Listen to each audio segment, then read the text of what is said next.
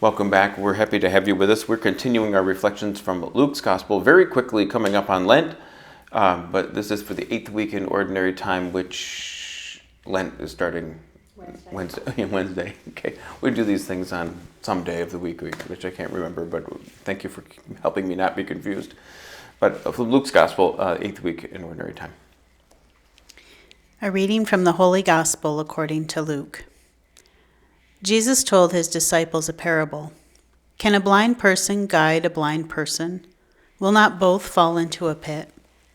No disciple is superior to the teacher, and when fully trained, every disciple will be like his teacher. Why do you notice the splinter in your brother's eye, but do not perceive the wooden beam in your own? How can you say to your brother, "Brother, let me remove the splinter in your eye," when you don't even notice the wood beam in your own eye? You hypocrite, remove the wooden beam from your eye first, then you will see clearly to remove the splinter in your brother's eye.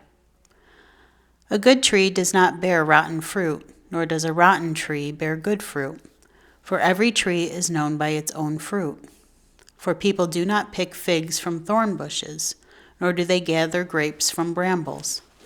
A good person out of the store of goodness in his heart produces good, but an evil person out of the store of evil produces evil, for from the fullness of the heart the mouth speaks. The Gospel of the Lord. Praise to you, Lord Jesus Christ. So we have this teaching about judgment, which is also very challenging to us.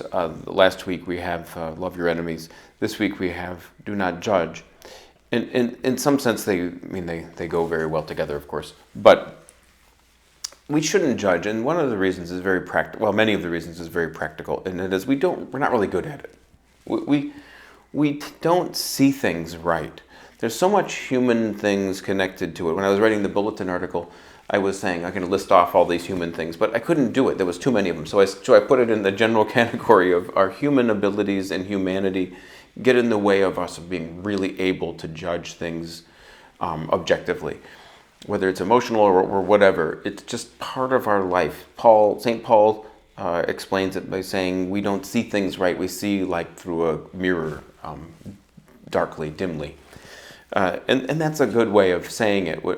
But God, who does see things right, is the judge. So when we get to judging, or when we talk about judging, it's not just a good idea not to judge. It's really, it's beyond us in some sense. And it doesn't mean we can't make judgments. It does not mean we can't be wise and prudent. These are all virtuous things. But when it comes to talking about,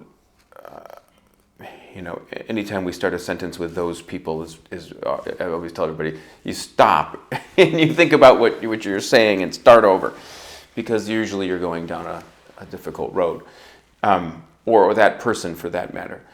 And also, whenever we judge in the wrong way, we almost always condemn. It's very rare for us to naturally have a way of judging somebody that's like deciding that they're a better person than they are. But that's a much better thing to make a mistake on than to judge people harshly all the time. So we leave that to God, who has the faculty to really judge. We don't have any business doing that, making judgments in that way.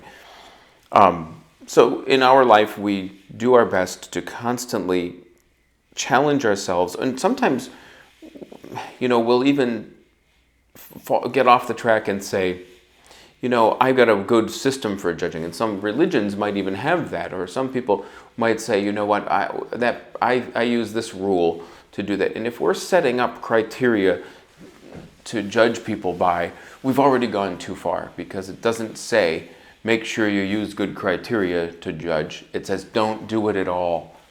Don't do it at all. My grandfather was a very quiet, soft-spoken man. They'll probably laugh about that because they're like, well, you're not related to him, But he, and every once in a while, he was say something like one sentence, and there's people that don't say much. You remember everything they said, and he told a lot of jokes and good stuff like that. But every once in a while, I was a little kid, and I'd say something that was very unchristian or uncharitable in some way, and he would say, "No, we don't talk like that." And it was never oh, hey, why not? It was, we just didn't do it. It was something that we do that. So when it comes to judgment, that's the kind of way. We don't do it right. We don't justify it. We don't call it something else. We simply don't do it. And the way to tell is if your judgment is actually a condemnation. That's usually the kind of dangerous judgment that we're dealing with. If you're looking and you're saying, those people shouldn't be doing this, those people shouldn't be doing this, we should kick these people out of the communion line, we should kick these people out of the church, they're not allowed to get married here, they're not allowed to go through OCIA. If we're doing that and we're justifying our reasons for doing that, you really need to be careful that you're not turning yourself into a monster, even for reasons that might actually have some virtue in it. But we get to the point where we say, no, it's just enough already. We need to make sure that we're not doing something that's dangerous to us. Also, the great example he uses is, why are you so concerned about the little tiny splinter in your brother's eye and you miss the wooden beam in your own? So consumed with what everybody else is doing wrong that we forgot that we're not perfect either. We do it that way. Many years ago, and I put this in the bulletin too, but I can't remember if I did it for last week or this week because I did them both today. But one was, I was in spiritual direction and I was angry about something, and I was angry at someone, and I was going on and on and on, and the spiritual director finally said, I agree with you. I think everything you think, and I agree with you, except I'm not angry about it. And I was like, oh, well, that was very helpful, because, of course, I was frustrated then because I didn't know how to be unangry about it at the time. But that is a good place for our life journey to go, is to that kind of territory. You see people seething with rage and anger and murderous thoughts, and things are really, really not easy along those lines these days, where things are happening that maybe, and certainly in some cases, are objectively wrong. And there's never been a time when these things didn't happen, but they're kind of in our face right now. And people are arguing and fighting and doing all kinds of things. The good people, the Christian people, have to respond by not falling into the human trap, to this problem of being angry and saying, it's okay that I'm angry because I'm right, or it's okay that I'm angry because you're wrong and you can't do things this way, and find themselves divided against each other. That is not certainly at the heart of the gospel. The Holy Spirit, who comes to us on Pentecost and continuously, his job is to make us one and to lead us into oneness. Everything that frustrates that saddens God in that sense, saddens the Spirit. So we as Christian people constantly, even in great challenge, constantly do what is necessary for us to build unity and fraternity and solidarity among people to the best of our ability. There's always something in any disagreement. There's almost always common ground. There's almost always a different way of looking at it. And we seek that way of looking at it that makes us holy, not which says, I win because I'm right. No one's going to care. When you go to heaven, when you stand before God, he's not going to say, oh, good job, you were right 79% of the time. I was hoping for 80, but you didn't make it, so you get the bad part of heaven. It's just not going to be a conversation that you're going to have. But what is going to matter is whether or not he recognizes you by the holy life in which you conducted yourself in a way that spoke of heaven and shined that light wherever you went. That is really at the heart of what is, that's at the heart of Christianity for us. And if we're going to be a Christian people in difficult times, we're not going to do it by not shining his light. We're going to do it by really saying and proclaiming that these things are the things that make us Christian. And what does he say? They'll know you follow me because you're joyful. They'll know you follow me because you love one another.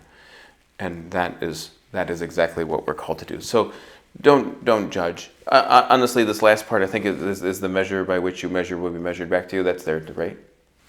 Let's make sure, because I get them all confused in my head. But that's a very practical piece of advice too. If your heart is not capable of seeing Christ in the other, how will it be found within your own? And that's it's just not. It's very practical. There's no magic attached to that. Everyone's like, oh well, God's going to remember the way you measured it up. It's impossible for you to love if you cut your own heart in half and say I refuse. So how will your own self be saved, be brought into fulfillment if you're constantly dealing with bitterness towards everybody else? And I think it was C.S. Lewis who said, there's no possible way for you to be looking down on other people and up at God at the same time. So we don't do it. We look down on people momentarily to lift them up to where we are, and so that they can look up too. And that's it. That's it. So have a wonderful week. We'll offer you that this week, and we'll see you during Lent. We'll probably, we'll just do the Sundays of Lent, and our group will use year A again for those scrutiny weeks. So if you're joining us from other parishes, don't be confused. Don't write us emails saying we did the wrong readings, because we're going to do year A for our scrutiny weeks, but everything else is the same. So we'll see you for Lent, and have a holy last week of and great Mardi Gras before our Lenten journey starts.